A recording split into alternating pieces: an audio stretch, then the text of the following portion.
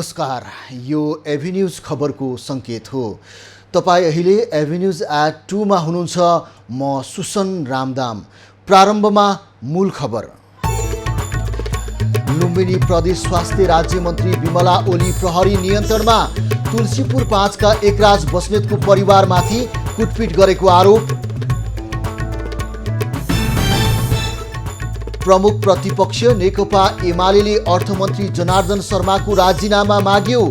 करको दर हेरफेर गरेकोमा पदमा बस्न नमिल्ने भनाई। विनाशकारी भूकम्पबाट पूर्ण रूपमा क्षति भएको त्रिचन्द्र कलेजको मर्मत भएन। विद्यार्थीहरूले सडकमै बसेर पढेर सम्बन्धित निकायको ध्यानाकर्षण गराए। अब खबरको सिलसिला प्रारम्भ गरौँ। लुम्बिनी प्रदेशको स्वास्थ्य राज्य मन्त्री पक्राउ सम्बन्धी प्रसङ्गबाट। लुम्बिनी प्रदेशको स्वास्थ्य राज्य मन्त्री विमला ओलीले महिलामाथि हातपात गरेकी छिन्। तुलसीपुर उपमहानगरपालिका 5 बस पार्क स्थित एकराज बस्नेतको घरमा पुगेर उनको श्रीमती र छोरीलाई हातपात गरेकी हुन्। हातपातको घटनापछि तुलसीपुर प्रहरीले ओलीलाई नियन्त्रणमा लिएको छ। कुटपिट र विवादको कारण खुलेको छैन। मन्त्री ओलीले हातपात गरेको खबर पाएपछि स्थानीयले बस्नेतको घरमा मन्त्री ओलीलाई थुनेर राखेका थिए। उनी व्यक्तिगत कामका लागि लु 1J537 नम्बरको सरकारी गाडी चढेर त्यहाँ पुगेकी थिइन्। घटनाबारे थप जानकारी आउन बाँकी रहेको छ। लुम्बिनी प्रदेशको स्वास्थ्य राज्य मन्त्री विमला ओलीले एकराज बस्नेतको परिवारमा कुटपिट गरेपछि प्रहरीले ओलीलाई नियन्त्रणमा लिएको छ र यस विषयमा थप जानकारी दिनको लागि दाङबाट हाम्रा खबरदाता शरद रेग्मी हुनुहुन्छ। शरद, यो कुटपिटको घटनापछि प्रहरीले नियन्त्रणमा लिएको छ र स्वास्थ्य राज्य मन्त्रीलाई अहिले कहाँ राखिएको छ, के भइरहेको छ, पछिल्लो विवरण जानकारी गराउनुहोस्। हजुर सुसन, खास गरी लुम्बिनी प्रदेश स्वास्थ्य राज्य मन्त्री विमला ओलीले तुलसीपुर स्थित एकराज बस्नेतको घरभित्र पसेर एकराजको श्रीमती र छोरीलाई जुन कुटपिट गर्नुभयो आज बिहान 8 बजेतिर, त्यसले गर्दाखेरि तुलसीपुर अहिले तरङ्गित भएको छ। तुलसीपुर मात्र होइन, दाङमा यसको प्रभाव पर्न सुरु भएको छ। अहिले स्थानीय महिला अधिकार कर्मीहरू नारा जुलुसमा उत्रिनु भएको छ, उहाँहरू प्रदर्शनमा उत्रिनु भएको छ र मन्त्रीलाई सुरक्षाका लागि भन्दै प्रहरीले इलाका प्रहरी कार्यालय तुलसीपुरमा राखेर करिब 2 घण्टा इलाकामा राखेपछि जिल्लाबाट जिल्ला प्रहरी प्रमुख सुरेश काफले तुलसीपुर आउनुभयो र तुलसीपुरमा पीडितहरूसँग भेट गरिसकेपछि उहाँहरूले पीडितले जाहेरी तयार गर्दै हुनुहुन्थ्यो र आवश्यक छलफल गर्ने भनेर उहाँले अब यसरी स्वास्थ्य राज्य मन्त्री ओली कुटपिटमै उत्रिनुको पछाडि के रहेछ? प्रहरीले पनि घटनाको बारेमा केही खुलाएको छ या तपाईँले त्यहाँ बुझ्दाखेरि खास घटनाको चुरो कुरो के रहेछ?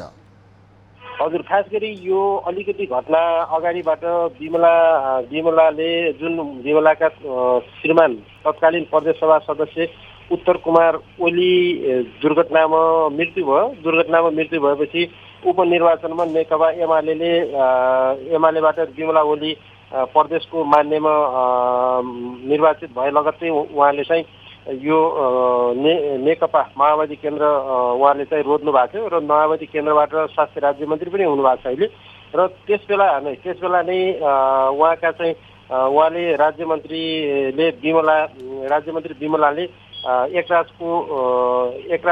बस्नेत जो हुनुहुन्छ आज हातपात गरेको उहाँको श्रीमती मिनाका पति एकराज बस्नेत बीच उहाँको प्रेम सम्बन्ध पनि यहाँ चाहिँ सञ्चार माध्यम मार्फत बाहिर आएको थियो। स्वास्थ्य राज्य मन्त्री विमला ओली र तुलसीपुरका व्यवसायी हुनुहुन्छ उहाँ एकराज बस्नेतको बीचको जुन प्रेम प्रसङ्ग पनि बाहिरिएको थियो। त्यही प्रेम प्रसङ्गका साथमा जुन उहाँको सम्बन्ध अगाडि बढिरहेको थियो, उहाँले चाहिँ केही पैसा पनि एकराजलाई दिएको 6 लाख रुपियाँ मैले एकराजलाई दिएको थिएँ र अहिले एकराज सम्पर्क बाहिर छ र सम्पर्क एकराज कहाँ लुकाएको छ भनेर चाहिँ एकराजको घरमा जबरजस्ती ल्याएर पसेर यो भनेपछि घटनाको अन्तर कुरा भनेको व्यक्तिगत सम्बन्ध लेनदेनको कुरा देखियो। हजुर व्यक्तिगत सम्बन्ध र त्यसमा लेनदेन उहाँले चाहिँ जुन प्रतिक्रिया हामीले पीडितहरूसँग बुझ्यौँ, उहाँले चाहिँ यसरी गेट खोल भनेर एकदमै अमानवीय व्यवहार देखाएर त्यहाँ यो जुन एउटा सानो बच्चा 3 वर्षको छोरीलाई पनि कुटपिट गर्नुभएको छ र उहाँको एकराज बस्नेतको श्रीमती का कपडाहरू पनि च्यातिदिनु भएको छ। उहाँले चाहिँ मुखमा पनि हान्नु भएको छ, गालामा हान्नु भएको छ थप्पड।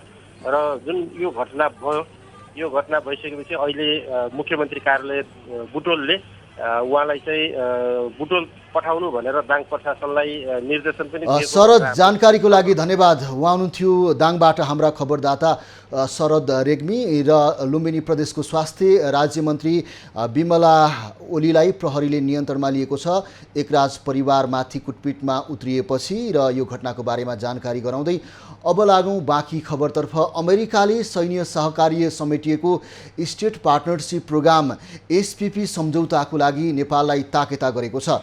नेपाल भ्रमणमा आएका युएस आर्मी प्यासिफिकका कमान्डर जनरल चार्ल्स ए फ्लिनले प्रधानमन्त्री शेरबहादुर देउवा र प्रधान सेनापति प्रभुराम शर्मासँग भएका भेटमा एसपीपीलाई चाँडै टुङ्ग्याउन आग्रह गरेको सार्वजनिक भएको हो। प्रधानमन्त्री देउवाको छिट्टै हुने भनिएको अमेरिका भ्रमणका बेला समेत यो विषयमा छलफल हुने अनुमान गरिएको छ। प्रस्ताव अनुसार अमेरिकी सेना नेपाल आउने बाटो खुल्ला हुने भन्दै सत्ता साझेदार र प्रतिपक्षीय दलले समेत असहमति राखेका छन्। एसपीपी सम्झौताको लागि अमेरिकाले 5 वर्ष अघिदेखि ताकेता गर्दै आएको छ। मस्यौदामा नेपालको उच्च भूभागमा संयुक्त प्रशिक्षण अभ्यास र विभिन्न 9 क्षेत्रमा सैन्य सहकार्य गर्ने प्रस्ताव गरिएको छ। एमसीसी सम्झौतामाथि बहस भइरहँदा अमेरिकाले प्रस्ताव गरेको एसपीपी सैन्य सहकार्य सम्बन्धी सम्झौताको विषयले थप विवाद बढाएको छ।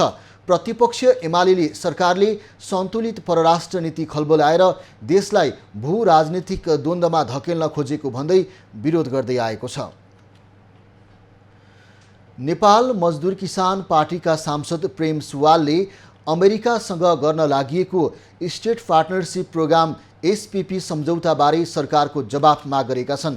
मंगलबार बसेको प्रतिनिधि सभा बैठकको सुरुमा सभामुखसँग समय लिएर सुवालले यो सम्झौता गर्नमा पूर्ववर्ती एमाले सरकारका मन्त्रीहरू समेत संलग्न रहेको आरोप लगाएका हुन्। प्रधान सेनापतिको भ्रमणमा सो बुदामा सही छाप गराइने कुरा सार्वजनिक भएको भन्दै सुवालले प्रधानमन्त्रीको जवाफ माग गरे। नेपाली सेनाको ब्यारेक अमेरिकी सेनाले प्रयोग गर्ने, नेपाललाई समेटेर अमेरिकाले बजेट बनाइसकेको र नेपालको गाडी र हल्का वायुयान पनि अमेरिकाले प्रयोग गर्ने, सरकारको स्वामित्वको जमिन प्रयोग गर्ने, उत्तरी क्षेत्रमा संयुक्त सैन्य अभ्यास गर्ने, घातक सैन्य सामग्री ल्याउने र अमेरिकाले ल्याएको सामानमा कर छुट दिने र प्रधान सेनापतिज्यूको अमेरिका भ्रमणमा यी सबै बुडामा सही छाप गराइने र त्यसपछि प्रधानमन्त्री शेरबहादुर देउवाजीलाई समेत समर्थन गराइने। 146औं बैठकमा सांसद सञ्जय कुमार गौतमले बर्दिया राष्ट्रिय निकुञ्ज ओरपोर रहेका बस्तीहरूलाई स्थानान्तरण गर्नुपर्ने बताए। बर्दिया जिल्लामा राष्ट्रिय निकुञ्जमा रहेका वन्य जन्तुबाट मानव बस्ती असुरक्षित बनेको भन्दै उनले यस्तो माग गरेका हुन्। गम्भीर प्रकृतिका जिल्लाका कुराहरूमा नेपाल सरकारको ध्यान जाओस् र त्यहाँको जीवधनको जुन किसिमले नोक्सान भइरहेको छ, क्षति भइरहेको छ र जुन दिन प्रतिदिन बढ्दै गइरहेको छ र बाघको सङ्ख्या पनि बढ्दै गइरहेको छ, हात्तीको आक्रमण त्यस्तै छ, अन्य वन्य जन्तुहरूको आक्रमण त्यही रूपको छ। त्यसकारण यो मध्यवर्ती क्षेत्रसँग जोडिएका जनताहरू एकदमै असुरक्षित बन्दै गएका छन्। प्राकृतिक स्रोत तथा सांसद गौतमले वन्यजन्तुको आक्रमणबाट वर्षेनी मानिसहरूको मृत्यु हुने गरेको भन्दै निकुञ्ज ओरपोर रहेका बस्तीहरूलाई स्थानान्तरण गरिनुपर्नेमा जोड दिए। मानिस र पशु जन्तु बीच द्वन्द्व बढिरहेको भए पनि सरकार गम्भीर नभएको उनको गुनासो छ। प्रमुख प्रतिपक्षीय नेकपा एमाले अर्थमन्त्री जनार्दन शर्माको राजीनामा माग गरेको छ। प्रतिनिधि सभाको मंगलबारको बैठकको सुरुमै एमाले उपाध्यक्ष एवं पूर्व अर्थमन्त्री सुरेन्द्र पाण्डेले करको दर हेरफेरका विषयमा प्रश्न उठेपछि नैतिक रूपमा अर्थमन्त्री पदमा बस्न नमिल्ने भन्दै राजीनामा दिनुपर्ने बताएका हुन्। गम्भीर विषयको गम्भीरताका साथ प्रश्न खडा गरिसकेपछि अर्थमन्त्रीले आएर संसदमा यसका बारेमा प्रश्न नपार्नु आपत्तिजनक कुरा भएको उनले बताए। उनले करको विषय ज्यादै गोपनीय र राष्ट्रिय सुरक्षा जस्तै विषय भएकाले यस विषयमा छानबिन हुनुपर्ने माग गरे। पाण्डेले करको दरमाथिको छलफल चलिरहेका बेलामा मन्त्रीलाई बाहेक कसैलाई फोन राख्ने अधिकार नभएको र सचिवका टेलिफोन दराजमा राखेर छलफल गर्ने चलन रहेको धारणा राखे। अर्थमन्त्रीले मध्यरातमा अपरिचित व्यक्तिलाई अर्थ मन्त्रालयमा डाक्नुभयो र मन्त्रालयका सचिव सहित विभिन्न व्यक्तिहरू जो सरकारवाला व्यक्तिलाई राखेर करका विज्ञहरू उहाँहरू हुनुहुन्छ उहाँहरूले भनेअनुसार गर्नु भनेर उहाँले निर्देशन गर्नुभयो भन्ने कुरा आएको छ। अर्थमन्त्रीको जवाफ माग गर्दै एमाले सांसदहरू उठेर विरोध गरेपछि सभामुख अग्नि सापकोटाले यस विषयमा आफ्नो ध्यान आकर्षण भएको बताएका छन्। माननीय सदस्यहरू, मान्य सदस्यले जुन विषय यहाँ प्रस्तुत गर्नुभएको छ त्यो विषयप्रति मेरो ध्यान आकर्षण भएको छ। अर्थमन्त्री शर्मालाई बजेट संसदमा प्रस्तुत गर्नुभन्दा अगाडि अर्थ मन्त्रालयमा अनधिकृत व्यक्ति प्रवेश गराएर व्यक्तिगत स्वार्थमा करको दर हेरफेर गरेको आरोप लागेको छ। नेकपा एमालेका प्रमुख सचेतक विशाल भट्टराईले प्रतिनिधि सभामा अर्थ मन्त्रालयको विनियोजित बजेटको विषयमा अर्थमन्त्री जनार्दन शर्माले जवाफ दिने कार्यसूची हटाउन माग गरेका छन्। मङ्गलबार प्रतिनिधि सभाको बैठकमा बोल्दै प्रमुख सचेतक भट्टराईले अर्थमन्त्री शर्माले दिने जवाफमा एमाले भाग नलिने भन्दै कार्यसूचीबाट हटाउन माग गरेका हुन्। उनले बजेट निर्माण गर्ने क्रममा अर्थमन्त्रीले करको दर हेरफेर गर्न अमुक मान्छे पठाएको प्रति गम्भीर प्रश्न उठेकाले एमाले अर्थमन्त्रीको जवाब सुन्न र छलफल गर्न तयार नभएको बताए। मन्त्रीज्यूको काम क्रियाकलापमाथि यति गम्भीरतापूर्वक प्रश्न उठिसकेपछि फेरि हामी नेकपा एमालेको तर्फबाट उहाँका जवाफहरू सुन्न र उहाँको यो विषयमा छलफल गर्न बिल्कुलै तयार छैनौँ सभामुख महोदय। त्यसो भएको हुनाले आजको यो कार्यसूचीबाट यो हटाइयोस् र त्यसपछि मात्रै हामी अरू मन्त्रालयसँग सम्बन्धित कुरामा बस्छौँ, छलफल गर्छौँ।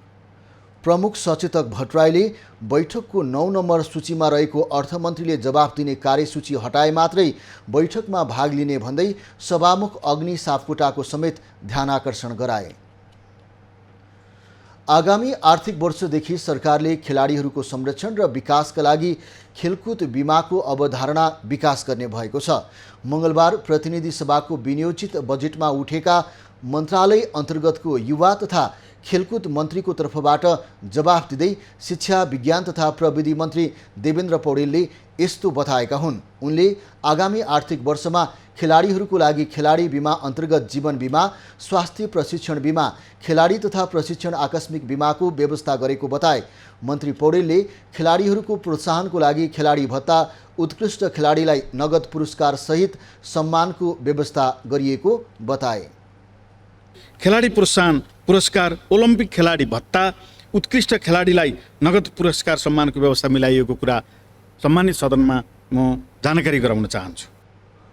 मन्त्री पौडेलले खेलकुद र खेलाडीहरूको विकास विद्यालय तहदेखि गर्ने उद्देश्यले आगामी आर्थिक वर्षबाट नमुनाको रूपमा एक विद्यालय एक खेल मैदानको व्यवस्था गर्ने बताए। प्रतिनिधि सभा अन्तर्गतको अर्थ समितिमा सार्वजनिक ऋण व्यवस्थापन विधेयक 2076 माथि छलफल भएको छ। मङ्गलबार सिंहदरबारमा बसेको अर्थ समितिको बैठकमा बीमा सम्बन्धी कानुनलाई संशोधन र एकीकरण गर्न बनेको विधेयक 2075 माथि पनि छलफल भएको हो। बैठकमा अर्थमन्त्री जनार्दन शर्माले विधेयकमाथि भएको छलफलको प्रतिवेदन समितिमा प्रस्तुत गरे। उनले विधेयकको विधि निर्माणपछि सच्याउनु पर्ने शब्दावलीहरूको बारेमा समितिलाई जानकारी गराए। 2075 असार 27 मा दर्ता भएको बीमा सम्बन्धी विधेयक अहिलेसम्म पनि अघि बढ्न सकेको छैन। बीमा विधेयक लामो समयसम्म समितिमा अड्किएपछि समितिमा रहेका सदस्यहरूको लगानी विभिन्न जीवन र निर्जीवन बीमा कम्पनीहरूमा रहेको आशंका गरिएको छ। बीमा विधेयकमा भएको बीमा प्राधिकरण गठन गर्ने विषयमा पनि निष्कर्ष ननिस्किँदा विधेयक अगाडि बढेको थिएन। तर अहिले समितिमा बीमा सम्बन्धी छुट्टै बीमा प्राधिकरण बनाएर अघि बढ्नेमा अनौपचारिक सहमति जुटेको बताइएको छ। सरकारले सञ्चालन गरेको स्वास्थ्य बिमा कार्यक्रमलाई अर्थ मन्त्रालयले प्राधिकरणको छाताभित्र ल्याउने कोसिस गरे पनि हाल चलिरहेको स्वास्थ्य बिमा कार्यक्रम यथावत अवस्थामा चल्न दिने गरी अर्थ समितिले लगभग सहमति जुटाएको छ। यद्यपि यो विषय छलफलकै क्रममा रहेकाले औपचारिक निर्णय भने भइसकेको छैन। काठमाडौँ स्थित त्रिभुवन अन्तर्राष्ट्रिय विमानस्थलमा अवतरण हुनुपर्ने जजिरा एयरको जहाज मौसममा खराबी आउँदा भैरवा स्थित गौतम बुद्ध अन्तर्राष्ट्रिय विमानस्थलमा अवतरण गरिएको छ। कुवेतबाट काठमाडौँको उडान भरेको जहाज मङ्गलबार भैरवामा अवतरण गरेको हो। जजिराको J9541 जहाज बिहान 4:22 भैरवामा अवतरण भएको हो। नेपालकै दोस्रो अन्तर्राष्ट्रिय विमानस्थलको रूपमा निर्मित गौतम बुद्धमा अन्तर्राष्ट्रिय जहाज डाइभर्ट भएर आएको यो पहिलो घटना हो। गौतम बुद्ध बन्नुअघि अन्तर्राष्ट्रिय उडानका जहाज डाइभर्ट हुनुपर्ने अवस्था आएमा भारतका विमानस्थलमा जानुपर्ने बाध्यता थियो। मौसम सफा भएपछि भैरवा पुगेको जहाज बिहान 6:50 काठमाडौँको त्रिभुवन अन्तर्राष्ट्रिय विमानस्थलमै अवतरण भइसकेको छ। पृथ्वी राजमार्ग अन्तर्गत मुङलिङ आबु खैरेनी सडक खण्ड 24 घण्टा सञ्चालनमा आउन थालेको छ। आबु खैरेनी 4 डम्पिङ नजिकै सडक भाँसिएपछि अवरुद्ध सडक भित्तो खनेर चौडा बनाएर सुचारू गरिएको हो। सडक डिभिजन कार्यालय तनहुँले एकतर्फी सडक सञ्चालन हुने गरी भित्ता तास्ने काम सम्पन्न गरेपछि साना तथा ठुला सवारी साधन नरोकिने भएको हो। भूवैज्ञानिक अध्ययनपछि स्थायी रूपमा सडक निर्माणको काम गरिने सडक डिभिजन कार्यालय तनहुँले जनाएको छ। सुरक्षाको हिसाबले चाहिँ दुईटै बिगाडी एकैचोटि नहाल्ने भन्ने हाम्रो प्रयास रहन्छ। अब यहाँ ट्राफिक प्रहरीले कसरी म्यानेज गर्नुहुन्छ होइन, हामीले उहाँहरूलाई त्यही निर्देशन अथवा जानकारी गराएको हो कि बिगाडीहरू चाहिँ एकैचोटि दुईवटा एकैचोटि पास नगर्नु, लाइटसम्म चाहिँ मिल्छ। इलाका प्रहरी कार्यालय आबु खैरेनीले वर्षाको समयसँगै साँघुरो सडक र पहिरोको जोखिम भएको कारण सवारी चालकहरूले सावधानीपूर्वक सवारी चलाउन अनुरोध गरेको छ। सडक डिभिजन तनहुँले सडक भाँसिएकै दिन ब्रेकर, स्काभेटर र लोडर ल्याएर सडकको भित्ता तास्ने काम गरी सडक एकतर्फी सञ्चालनमा ल्याएको थियो। मुगलिङ पोखरा सडक खण्ड अन्तर्गत याम्पाफाँट र घाँसी कुवामा भने राति 11 बजेदेखि बिहान 4 बजेसम्म जिल्ला प्रशासन कार्यालय तनहुँको यसअघिको सूचना अनुसार नै सवारी रोकिने बताइएको छ। खबरको सिलसिला अझै जारी छ, हामीसँगै रहनुहोला।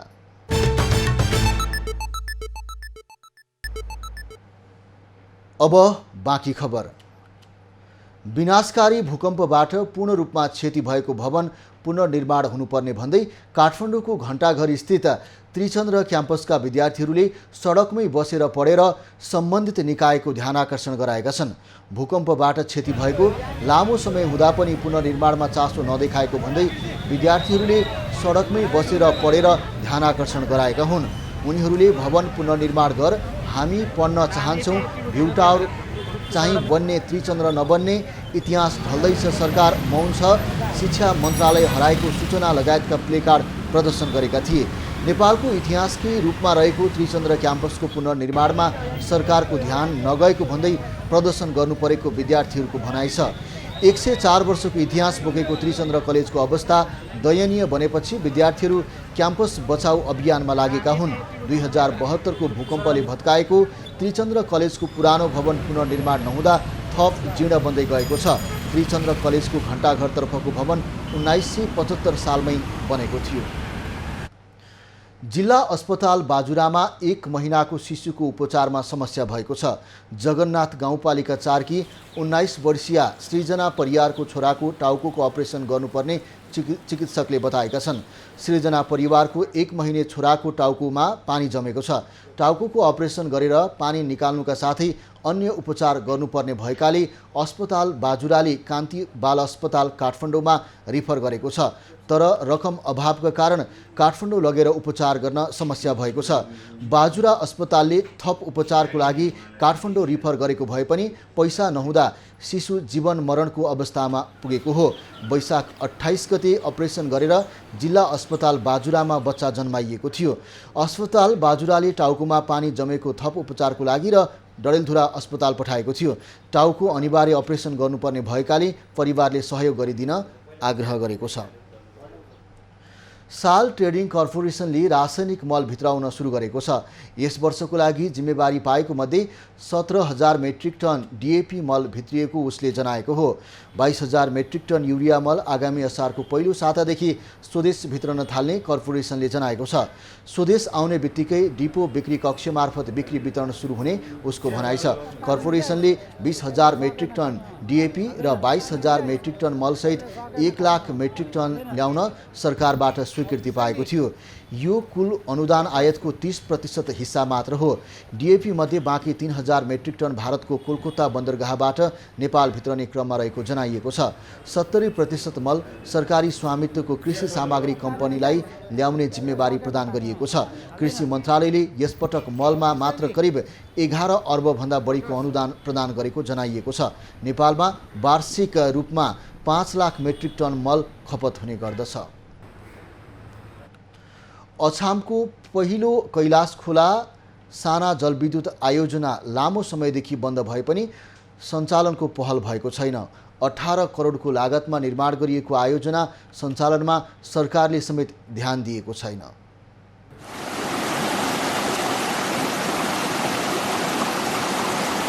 अछामको मङ्गलसेन नगरपालिका 4 कैलाश खोलामा निर्माण गरिएको 400 किलोवाट क्षमता भएको अछामको पहिलो कैलाश खोला साना जलविद्युत आयोजना पुनः सञ्चालनको पहल हुन सकेको छैन। आयोजना 1 दशकदेखि बन्द अवस्थामा रहे पनि सरकारले यसलाई पुनः सञ्चालन गर्न चासो नदिएको हो।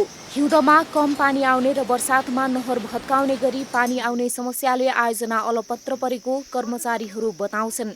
52 सालमा यसको उद्घाटन 1953 सालमा उद्घाटन भयो। त्यसपछि मजासित चलिराखेको छु। त्यसपछि बाढी आएर भत्कायो। बाढीले भत्काइसकेपछि नै त्यसपछि बनायो। एकचोटि माओवादीले हान्यो, त्यसपछि बनायो। त्यसपछि भत्किएर यो केन्द्रीय लाइन जोडिसकेपछि त्यही काम गरिबसेका छ।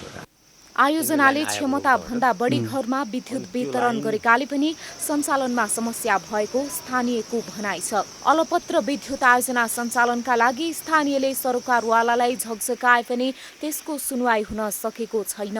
10औं वर्षदेखि बन्द अवस्थामा रहेको साना जलविद्युत आयोजनाको मर्मतका लागि स्थानीय सरकार, राजनीतिक दल र सबै सरकारवाला पक्षले ध्यान नदिएकोमा स्थानीय निराश छन्। र पछिल्लो चरणमा हामीले अछाम जिल्लामा यो विद्युतको सारै जनताले चाहिँ समस्या खेपिरहेका छन्, जसले गर्दा 2 थोपा पानी पर्दा र सामान्य हावाहुरीका कारणले पनि यहाँ विद्युत चाहिँ अवरुद्ध बनेको छ। त्यसैले यसको पहलका लागि आगामी अब हामी चाहिँ अहिलेको नयाँ जनप्रतिनिधि निर्वाचित जनप्रतिनिधिहरूले यसका लागि पहल गर्नुपर्छ। अछाममा विद्युत सेवा नियमित गराउनका लागि बन्द अवस्थामा रहेको कैलाश खोला विद्युत पावर हाउसलाई सुचारू गर्नु आवश्यक रहेको नेपाल विद्युत प्राधिकरण अछाम वितरण केन्द्रको भनाइ छ। यस अछाम जिल्लामा रहेको कैलाश खोलामा रहेको पावर हाउसमा विगत केही वर्षदेखि सञ्चालनमा आउन सकेको छैन। किनभने त्यो पनि हामीसँग भइदिएको भए केही राहत रहन्थ्यो। यहाँको स्थानीयलाई बत्तीको केही न केही अलिकति राहत रहन सक्ने स्थितिमा देखिन्थ्यो। चीन सरकारको आर्थिक तथा प्राविधिक सहयोगमा 2045 सालमा निर्माण कार्य सुरु भएको योजनाको 2053 सालमा तत्कालीन प्रधानमन्त्री शेरबहादुर देउवाले उद्घाटन गरेका थिए। आयोजना चीन सरकारको करिब 18 करोडको लागतमा निर्माण गरिएको थियो। आयोजनाको विद्युत साँफेबगर, मङ्गलसेन, बयालपाटा र जयगढसम्म उपयोग हुँदै आएको थियो। डन्डीराज भट्ट, अछाम। फलफुलको राजा भनेर चिनिने आँप यति बेला बजारमा छ्यापछ्याप्ती छ। देख्दा रसिला र पोसिला देखिने यस्ता आँपमा अत्याधिक रसायनको प्रयोग गरेको पाइएको छ। बजारमा आएका यस्ता आँपको उपभोग गर्दा सचेत रहनुपर्ने विज्ञहरूको सुझाव छ। विशेष खबरको साथमा प्लम्बर पाइप्स र फिटिङ टिकिरहन्छ, चलिरहन्छ। नेपोवेट टाइल्स, आफ्नै माटो आफ्नै सान। शिवम असली ओपीसी सिमेन्ट since 2003.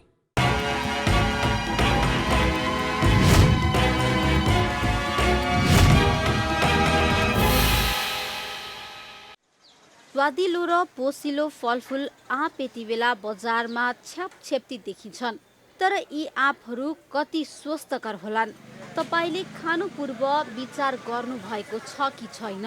यदि छैन भने यी आँपहरू स्वस्थकर नभएको पोषणविदहरूले बताएका छन्। आँप पकाउन क्याल्सियम कार्बाइड नामको रसायन बढी प्रयोग हुने भएकाले स्वास्थ्यका लागि हानिकारक भएको पोषणविद सुशीला देवी शर्मा बताउँछिन्। जस्तो शरीरमा विषादीको मात्रा बढिँदै गएपछि त्यसले मुटु रोगहरू अनि शरीरभित्रका अङ्गहरू किडनी, फोक्सो, प्यानक्राइस, कलेजो जहाँ हामीले खाएको खानेकुराहरूको पौष्टिक तत्त्वहरू पुग्न पर्ने ठाउँ ती अङ्गहरूलाई बिस्तारै त्यसले चाहिँ क्षति पुर्याउँछ। तर एकैचोटि आज खायो आज रिजल्ट चाहिँ देखिँदैन। नेपालमा उत्पादन हुने आँप पाक्ने सिजन अहिले सुरु भने भइसकेको छैन। अहिले बजारमा आएको सबै आँप भारतीय आँप हुन् जसमा अत्याधिक रसायनको प्रयोग भएको छ। नेपालका विभिन्न नाकाबाट भित्रिएको फलफुल तथा तरकारीको नमुना परीक्षण गर्दा मानव स्वास्थ्य प्रतिकूल भेटिएको खाद्य तथा गुण नियन्त्रण विभागका प्रवक्ता मोहन कृष्ण महर्जनले बताए। हामीले इन्डियाबाट आएका केहीमा चाहिँ त्यस्ता भेटिएको छ भने त्यसलाई हामी होल्ड गरेर त्यो हेरेर त्यो पछि यदि रातो देखिएको छ भने त्यसलाई चाहिँ फाल्ने नै होइन। अब केही येल्लोसँग देखिएका त्यस्तो आरबिपिआरबाट देखिएकालाई केही होल्ड गरेर हामीले पुनः परीक्षण गरी मात्रै त्यो पठाएको कुराहरू हामीसँग रेकर्डमा आएको छ। विज्ञहरूका अनुसार बजारमा भेटिएका रसिला र ताजा जस्ता देखिने फलफुल सबै स्वस्थकर हुँदैनन्। बेसिजनमा आउने यस्ता फलफुलमा अत्याधिक रसायनको प्रयोग हुने भएकाले उपभोग गर्नु पूर्व सचेत हुन आवश्यक छ। क्यामेरामा विनय तामाङको साथमा त्रिगुणा भट्टराई बस्नेत, काठमाडौँ।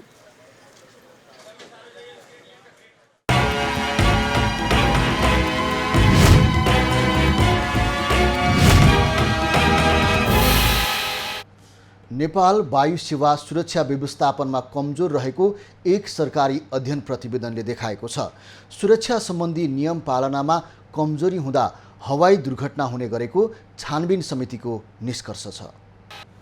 पर्यटन तथा नागरिक उड्डयन प्राधिकरणका सहसचिवको संयोजकत्वमा गठित समितिले तयार पारेको प्रतिवेदनले नेपालमा हवाई सुरक्षा कमजोर अवस्थामा रहेको ठहर गरेको छ। प्रतिवेदनमा हवाई कम्पनीहरूले नियम पालना नगर्दा दुर्घटना हुने गरेको उल्लेख छ। प्रतिवेदनमा उल्लेख गरिए जस्तै हवाई कम्पनीहरूले सुरक्षा मापदण्ड कार्यान्वयन नगरी लापरवाही गर्दा दुर्घटना हुने गरेको प्राधिकरणका पूर्व पदाधिकारीको भनाइ छ। हामीले यदि एयरलाइन्सको कमजोरी फेला पारियो भने त्यसलाई त कारबाही हुन्छ।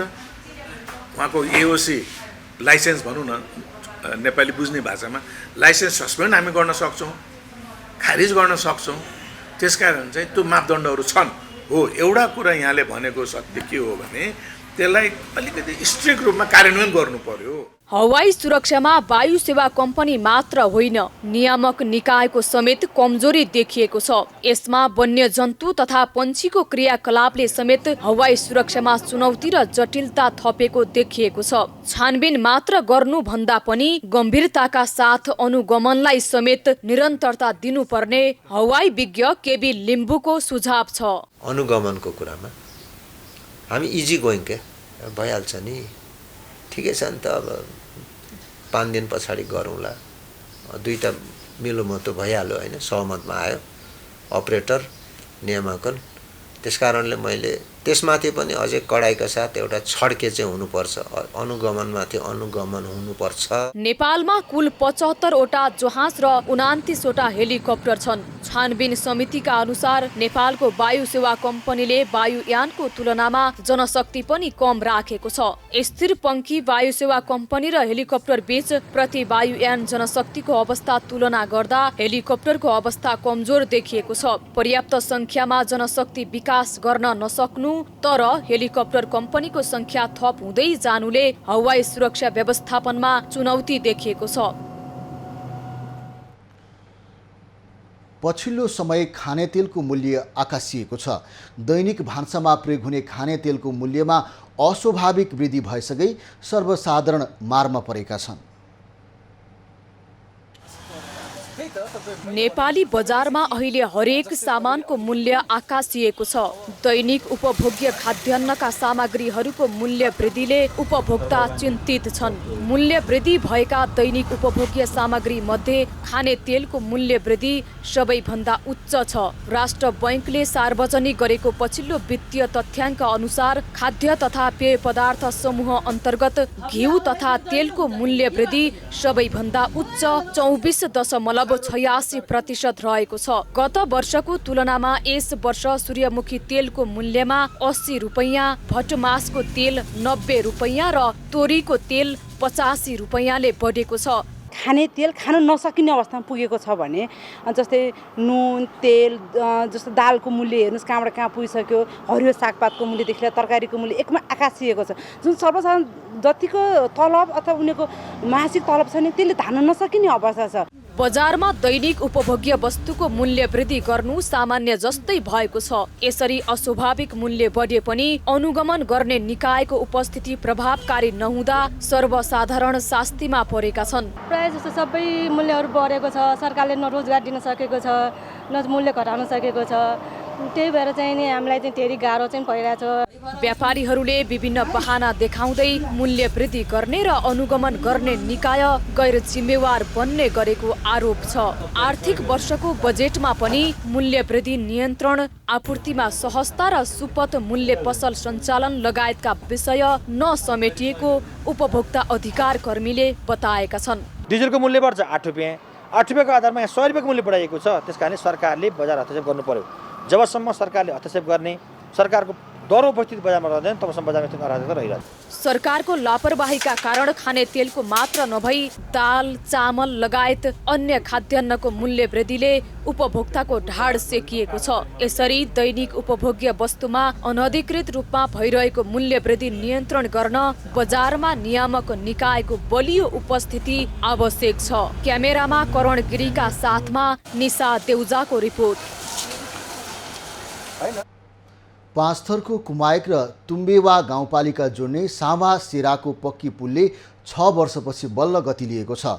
तमोर करिडोर सडक अन्तर्गत पाँचथरको अमरपुर र सुनसरीको चतरा जोड्न निर्माण सुरु गरिएको पुलले 6 वर्षपछि गति लिएको हो। उत्तर दक्षिण लोकमार्ग ताप्लेजुङले मौनाचुली बाइपिआर जेभीलाई 3 वर्षमा पुलको काम पूरा गर्न 2074 मा ठेक्का दिएको थियो। 3 वर्षे अवधि 2076 मा पूरा भयो तर पुल बनेन। त्यस यता पटक पटक गरी 3 पटक म्याद थप भएको छ। अन्तिम पटक थपिएको म्याद यही साउनमा सकिँदैछ। अन्तिम समयमा निर्माण कम्पनी योजनाको काम अन्तिम चरणमा पुर्याइएको छ। लामो समयदेखि निराश बनेका स्थानीय पुलको कामले गति लिएपछि आशावादी बनेका छन्। यहाँको बाढी पनि निकै ठुलो आउने यो खोलामा, त्यसले गर्दाखेरि चाहिँ अब गाडीहरू बाइकहरू आउजाउ गर्नु चाहिँ एकदमै समस्या थियो। तर यो अब पुल बनिसके पछाडि चाहिँ त्यो समस्या सायद हल हुन्छ होला भन्ने आशा गरेका छौँ। निर्माण कम्पनीले भ्याट सहित 5 करोड 9 लाख रुपियाँको योजनाको काम अगाडि बढाएको थियो। पटक पटक म्याद थप गरी योजना लम्ब्याएको निर्माण कम्पनीले साउनभित्रै काम सम्पन्न गर्ने बताउँदै आएको छ। पुल निर्माणको क्रममा डिपिआर रिपोर्ट गलत भएको र आयोजनाको कार्यालय सङ्घीय संरचना अनुसार कहाँ रहने भन्ने टुङ्गो नहुनु जस्ता कारणले काम प्रभावित भएको निर्माण कम्पनीको दाबी छ। अफिस थिएन, अफिस नआएपछि नयाँ अफिस रहेर गर्दाखेरि 1 वर्ष राज्य पुनः संरचनाका कारणले ढिलो भयो। अनि त्योभन्दा पछाडि अब काम बल्ल बल्ल अफिस रहेर काम लाइन दियो। लाइन दिएर एकपट्टिको एपोइन्टमेन्ट बनाइसकेपछि अर्कापट्टिको बनाउने कुरामा डिजाइन फेल भयो। पूर्वी पहाडलाई तराईको झापा, मोरङ र सुनसरीसम्म आवत जावत गर्न बर्खाको समयमा स्थानीयले शास्ति भोग्दै आएका छन्। यता जिल्ला सदरमुकामसम्म पुग्न तुम्बेवा गाउँपालिकावासीले ठुलो समस्या भोग्दै आएका छन्। योजनाको काम समय सीमा भित्रै पूरा गराउन निर्माण कम्पनीलाई अनुरोध र दबाब दिने जनप्रतिनिधि बताउँछन्। दोभान सावासेरामा एउटा मैनाचुलीले निर्माण गरिरहेको निर्माण सेवाले पुलको काम गरिरहेको अवस्थामा कुम्या गाउँपालिकाको जनप्रतिनिधिको तर्फबाट र तुम्बिया गाउँपालिकाको जनप्रतिनिधिहरूको तर्फबाट यो निर्माण सेवाले काम गर्दै गरेको काम चाहिँ छिट्टो सम्पन्न होस् भनेर आग्रह गर्न चाहन्छु। लामो समयदेखि पक्की पुलको काम अलपत्र पर्दा खोलामा बाढी आएको समयमा सवारी साधनले जोखिम मोल्दै आवत जावत गर्दै आएका थिए। ढिलै भए पनि योजनाको कामले तीव्रता लिएको छ। समयमा नै योजनाको काम पूरा गर्न तिनै तहका सरकारले चासो दिनु आवश्यक छ। रमेश थापा, 5 थर। पर्वत अस्पताल परिसरमा सञ्चालनमा रहेका पसलबाट भाडा उठाउन अस्पताललाई मुस्किल परेको छ। पसल सञ्चालकहरूले राजनीतिक आडमा भाडा नतिरेको अस्पतालले जनाएको छ। अस्पताल हातामा व्यापार गर्दै आएकाले 1.5 वर्षदेखि भाडा नतिर्दा सञ्चालन खर्च व्यवस्थापनमा समेत समस्या भएको छ। हाम्रो यो हातामा सटरहरू बनेका छन्, तर त्यो अहिले सटरहरू बनेको होइन, हामीसँग त्यो कुनै भएको कुरा भयो। त्यो सटरहरू चाहिँ गत असोजदेखि नै प्रयोगमा आइरहेका रहेछन्, तर त्यो प्रयोगमा आए तापनि हामी यो अस्पताल व्यवस्थापनसँग कुनै सम्झौताहरू र बहाल पनि लिएको छैन। भाडा नतिर्ने व्यापारीहरूले अस्पतालको पानी र बिजुली समेत दुरुपयोग गर्दै आएका छन्। नयाँ भवन बनेपछि अस्पतालले केही टहरा बनाएर व्यापारिक प्रयोजनमा भाडामा उपलब्ध गराउने तयारी गरेको छ, तर बनेका सटरहरू राजनीतिक आडमा कब्जा हुँदा समस्या भएको अस्पताल व्यवस्थापनको गुनासो छ। खबरको सिलसिला अझै जारी छ, हामीसँगै रहनुहोला। अब पालो खास खबरको।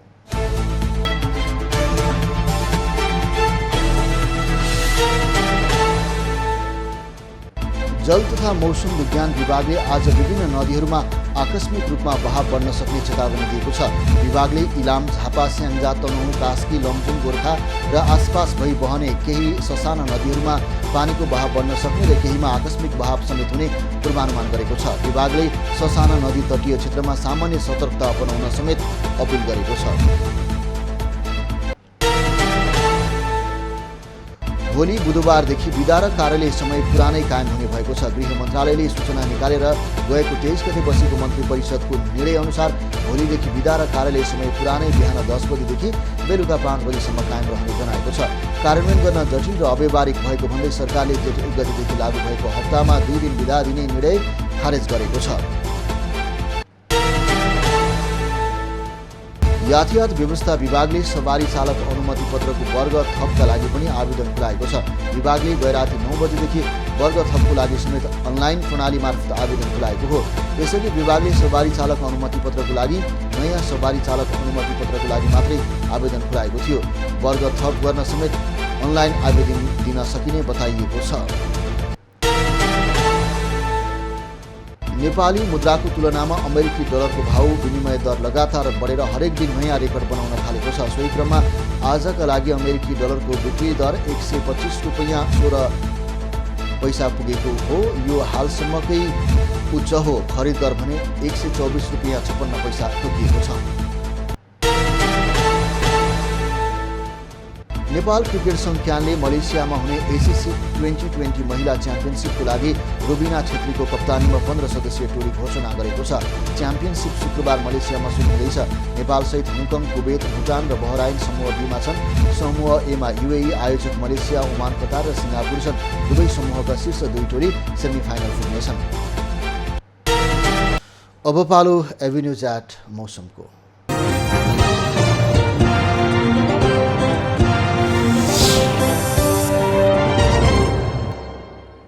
हाल गण्डकी, बागमती, मध्य प्रदेश तथा मध्य प्रदेश 1 का थोरै स्थानहरूमा मेघ गर्जन र चट्याङसहित हल्कादेखि मध्यम वर्षा भइरहेको छ।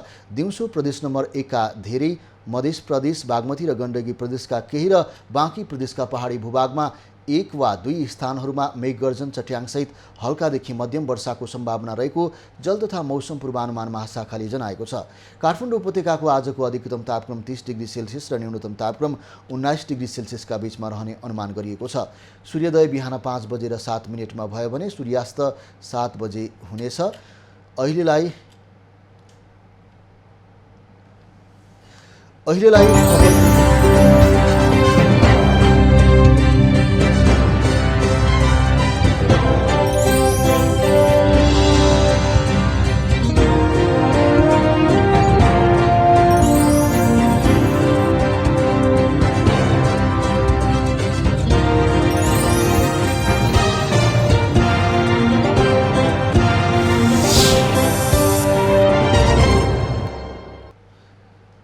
अहिलेलाई खबरको क्रम यति नै। एभिन्यूज खबरका यी सहित अन्य विस्तृत खबरको लागि www.avenews.tv लगइन गर्न सक्नुहुनेछ।